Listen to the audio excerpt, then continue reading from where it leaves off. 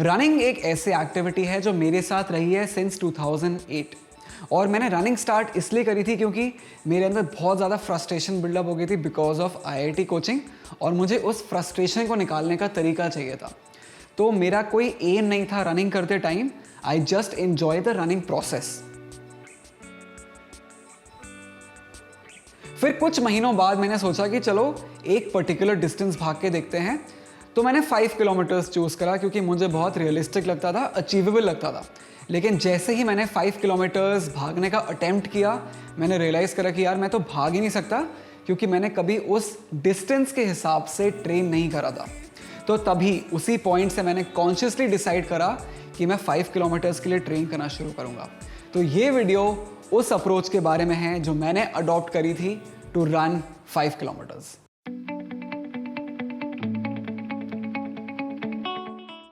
तो सबसे पहले मैं घर वापस गया और मैंने फिगर आउट करना शुरू करा कि मेरे पास करेक्ट रनिंग वेयर और रनिंग गियर है या नहीं।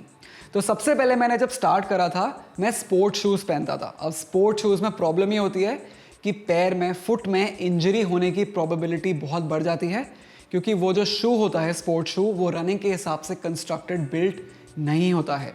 साथ में क्लोथिंग के मामले में मैंने कॉटन क्लोथ्स में इन्वेस्ट करा था, मतलब मैं cotton shorts, cotton underwear, cotton T shirts पहनता था। अब कॉटन में प्रॉब्लम ये होती है कि आपके ग्रॉइन एरिया में या थाइस के बीच में रैशेस बहुत ज़्यादा होते हैं, मेरे साथ तो बहुत ज़्यादा होते थे। प्लस कॉटन जो क्लॉथ है, कपड़ा है, वो बहुत ज़्यादा स्वेट अब्जॉर्ब कर लेता है, इसी वजह से वो हैवी भी हो जाता है और उससे रनिंग का एक्सपीरियंस और रनिंग की परफॉर्मेंस बहुत ख़राब हो जाती है।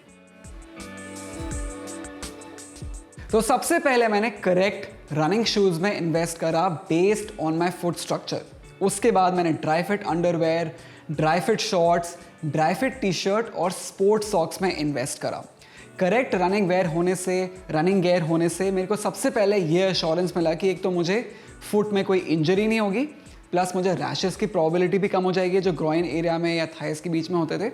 और साथ में ड्राई फिट क्लोथिंग की वजह से मेरा रनिंग का परफॉर्मेंस और रनिंग का एक्सपीरियंस भी इम्प्रूव हो जाएगा।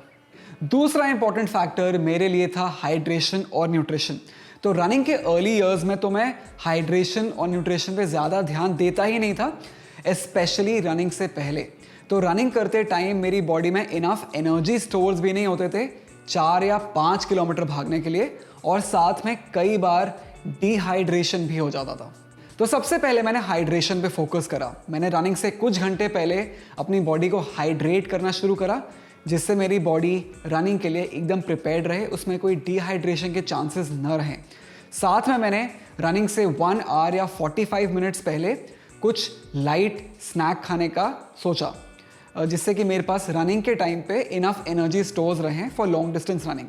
इसलिए मैंने बनाना, ड्राई फ्रूट्स, पोहा, उपमा, इनको अपना प्री रन स्नैक बना लिया। इन दोनों अप्रोचेस की वजह से, हाइड्रेशन और न्यूट्रिशन की वजह से, एक तो मेरे पास इनफ एनर्जी स्टोर्स होते थे for long distance endurance running, साथ में मेरे को कभी भी डिहाइड्रेशन की प्रॉब्लम नहीं होती थी। अब बात करते हैं थर्ड और सबसे इंपॉर्टेंट पॉइंट के बारे में जो है रनिंग अप्रोच।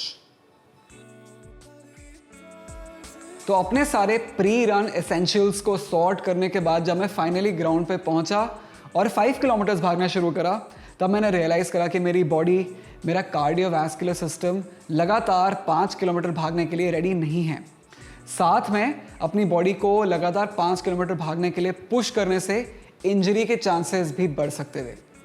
तो मैंने एक 3 मंथ प्लान बनाया।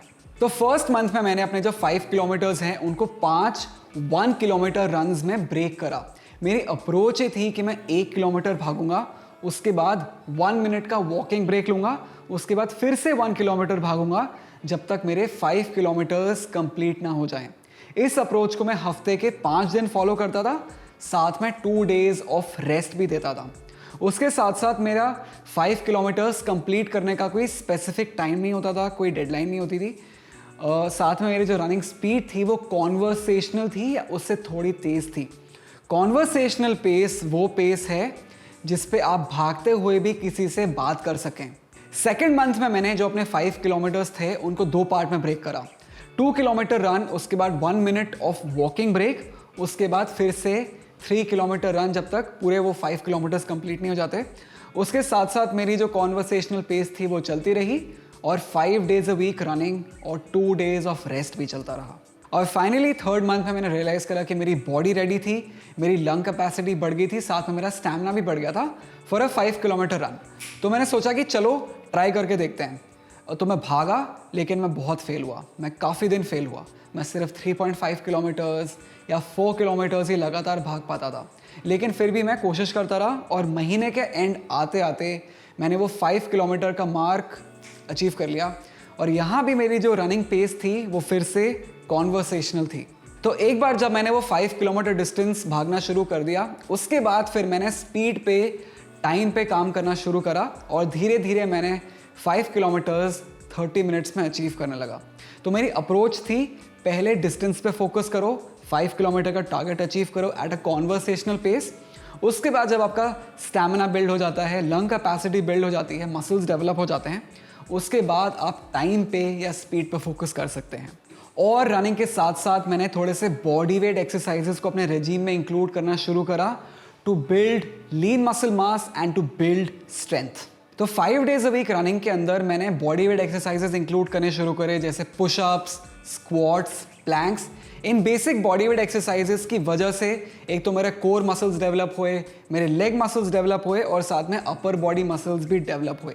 इन मसल्स के डेवलप होने की वजह से जो ग्राउंड का इम्पैक्ट पड़ता था बॉडी पे, वो मसल्स अब्जॉर्ब कर लेते थे rather than the impact going on the joints, जिसकी वजह से मुझे नी पेन नहीं हुआ, मुझे बैक पेन नहीं हुआ। तो ये थी मेरी 5 किलोमीटर्स भागने की जर्नी। आपकी रनिंग जर्नी क्या रही है हमें कमेंट सेक्शन में ज़रूर बताइए, और आपको कंटेंट कैसा लगा ये भी मुझे आप कमेंट सेक्शन में ज़रूर बताइए। तब तक मेल्ट योर चीज़ देखते रहिए और मैं आपसे मिलूंगा अगले वीडियो में।